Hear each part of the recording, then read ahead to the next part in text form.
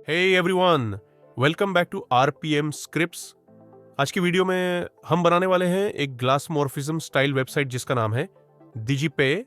और सबसे अच्छी बात, ये हम बनाएंगे सिर्फ HTML और CSS के साथ। स्टेप बाय स्टेप मैं आपको सिर्फ कोड ही नहीं बल्कि कुछ इंपॉर्टेंट कॉन्सेप्ट्स भी एक्सप्लेन करूंगा, जैसे कि ग्लास मॉर्फिज्म इफेक्ट कैसे बनता है, यूजिंग बैकड्रॉप फिल्टर लेआउट के लिए हम फ्लेक्स बॉक्स और ग्रिड क्यों यूज करते हैं, इमेजेस डिस्टॉर्ट ना हो उसके लिए बैकग्राउंड साइज कैसे सेट करते हैं, और सबसे जरूरी वेबसाइट को रिस्पॉन्सिव कैसे बनाए, वो भी ओनली CSS के थ्रू।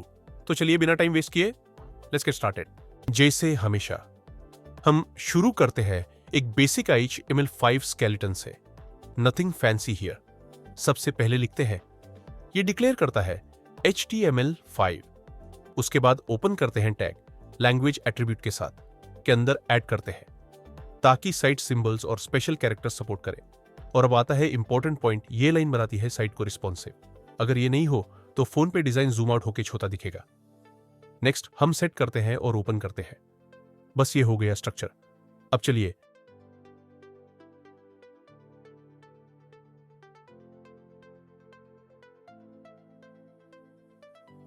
CSS में बैकग्राउंड स्टाइल करते हैं। इनसाइड द बॉडी सिलेक्टर हम लिखते हैं background linear gradient to bottom, RGBA 0-200-200-08, RGBA 0-180-180, URL no repeat center top। यहां ग्रेडियंट लेयर होता है इमेज के ऊपर। इमेजिन करो एक टील ग्लास फिल्टर फोटो के ऊपर प्लेस्ड है। फिर लिखते हैं बैकग्राउंड साइज कंटेन। ये की पॉइंट है, ये इंश्योर करता है कि बैकग्राउंड इमेज स्ट्रेच या डिस्टॉर्ट ना हो। अगर हम कवर यूज करते तो इमेज क्रॉप हो जाती। Next line background attachment fixed. ये देता है एक पैरालैक्स इफेक्ट, इमेज स्क्रॉल के दौरान फिक्स्ड रहती है। और फॉलबैक के लिए लिखते हैं बैकग्राउंड कलर चंद D0 द्वा, ताकि अगर इमेज लोड ना हो डिजाइन फिर भी नीट लगे। फाइनली मिन हाइट 100V, हाँ, फुल स्क्रीन कवर करने के लिए। और कलर #WWF, ताकि टेक्स्ट क्लियरली विजिबल हो तील बैकग्राउंड पे। और बस हमारा बैकग्राउंड रेडी है, एक स्मूथ ग्रेडियंट, फिक्स्ड इमेज और perfect base for glass morphism effects. अब हमारा सारा में कंटेंट रखा जाएगा एक ग्लास लाइक बॉक्स के अंदर, जिसे हम बोलेंगे रैपर। HTML में हम simple div class equals glass wrapper लिखेंगे। और अब चलिए इसे CSS में स्टाइल करते हैं। सबसे पहले मार्जिन 30 पिक्सल्स ऑटो, ये रैपर को पेज के बीच में सेंटर करता है। विथ 90% और मैक्स विथ 1200 पिक्सल्स, ये रैपर को रिस्पॉन्सिव बनाता है, मतलब डेस्कटॉप पे वाइड और छोटी स्क्रीन पे एडजस्ट हो जाएगा। पैडिंग 40 पिक्सल, अंदर का कंटेंट को देता है proper breathing room. Border radius 30 pixels, edges को सॉफ्ट और स्मूथ बनाता है। अब आती है असली glass morphism magic background. RGBA 255, 205, 255, 0.08, एक सेमी ट्रांसपेरेंट व्हाइट लेयर देता है। बॉर्डर 1px सॉलिड RGBA 205, 205, 205, 0.235, एक सॉफ्ट आउटलाइन जो एजेस को पॉप कर देता है। और सबसे important backdrop filter blur 20 pixels. Without this box सिर्फ ट्रांसपेरेंट दिखेगा, लेकिन इसके साथ बैकग्राउंड ब्लर हो जाता है, एक ट्रू फ्रॉस्टेड ग्लास इफेक्ट बन जाता है। हमारी नवबार के 3 पार्ट्स होते हैं, लोगो, नेविगेशन लिंक्स और एक साइन अप बटन। HTML में सिंपल स्ट्रक्चर लिखा है। अब चलिए इसे CSS के साथ स्टाइल करते हैं। डिस्प्ले फ्लेक्स, ये लोगो लिंक्स और बटन को एक ही लाइन में लाता है। जस्टिफाई कंटेंट स्पेस बिटवीन, लोगो को लेफ्ट में, लिंक्स को सेंटर में और बटन को राइट साइड में पुश करता है। अलाइन आइटम्स सेंटर, सब कुछ वर्टिकली परफेक्ट अलाइन होता है। लोगो को स्टाइल करते हैं क्लीन, बोल्ड और व्हाइट कलर में, ताकि बैकग्राउंड के ऊपर क्लियरली स्टैंड आउट करे। नेविगेशन लिंक्स के लिए फिर से फ्लेक्स बॉक्स यूज करते हैं। बुलेट पॉइंट्स हटा दिए, अलाइनमेंट फ्लेक्स बॉक्स के थ्रू। और सबसे नया प्रॉपर्टी गैप यूज करते हैं। ये मार्जिन के कंपैरिजन में ज्यादा क्लीन और सिंपल लगता है। हर लिंक डिफॉल्ट में सॉफ्ट ग्रे होता है और होवर करने पर bright white. Subtle but polish sign up button के लिए हम फिर से वही ग्लास मॉर्फिज्म स्टाइल यूज करते हैं। ट्रांसपेरेंसी प्लस ब्लर, बिल्कुल रैपर की तरह। ये डिजाइन में एक कंसिस्टेंट लुक बनाता है। और बस ये हो गई एक clean modern navbar, logo, links और एक frosted glass sign up button के साथ।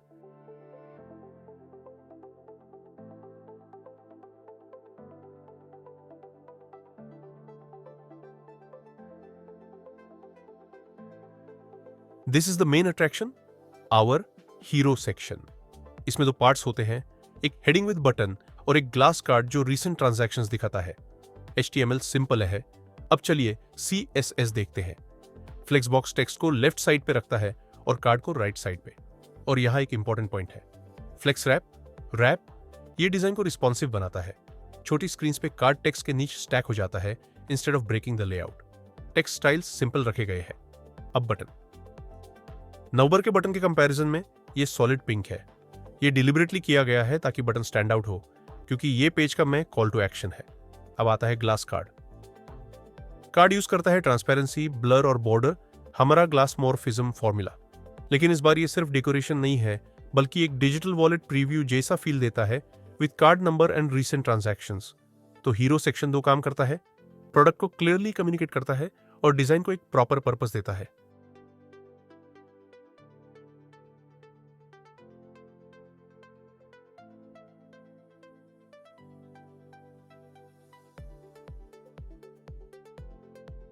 नेक्स्ट हम दिखाएंगे services section.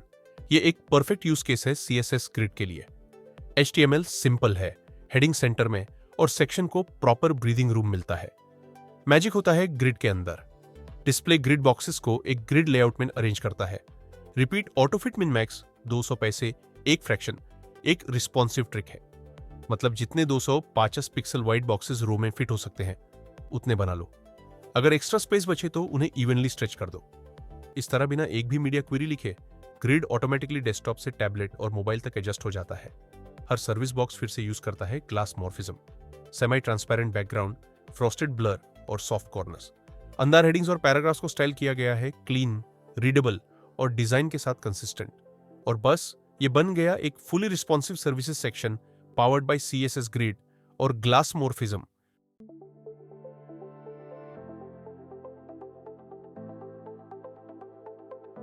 Logos of trusted partners add instant credibility. और ऑफ कोर्स हम एक होवर इफेक्ट भी ऐड करेंगे। HTML सिंपल है। CSS में सबसे पहले सेक्शन को स्पेसिंग देते हैं और हेडिंग को सेंटर करते हैं। लोगोस के लिए डिस्प्ले फ्लेक्स लोगोस को एक रो में अरेंज करता है। फ्लेक्स रैप इंश्योर करता है कि छोटी स्क्रीन पर ये नीटली स्टैक हो जाए।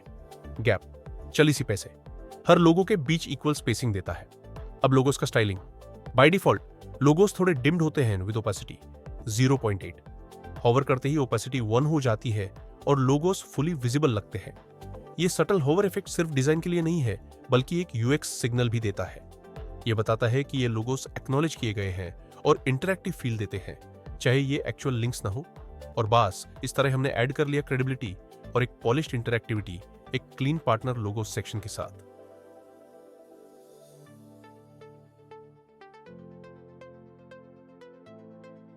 फाइनली फुटर क्लोज करता है हमारा डिजाइन। HTML सिंपल है और CSS के अंदर पैडिंग देता है प्रॉपर ब्रीदिंग रूम और टेक्स्ट सेंटर अलाइन होता है एक क्लीन मिनिमल लुक के लिए। बैकग्राउंड एक फेंट व्हाइट ओवरले है विद लो ओपेसिटी जो रैपर से थोड़ा लाइटर है। ये स्लाइड कॉन्ट्रास्ट फुटर को मैं कंटेंट से विजुअली सेपरेट करता है और साथ ही ग्लास मॉर्फिज्म थीम को कंसिस्टेंट रखता है। और टॉप पे एक बॉर्डर ऐड करने से डिजाइन नीटली क्लोज हो जाता है। और बस ये कंप्लीट हो गया हमारा फुटर सेक्शन।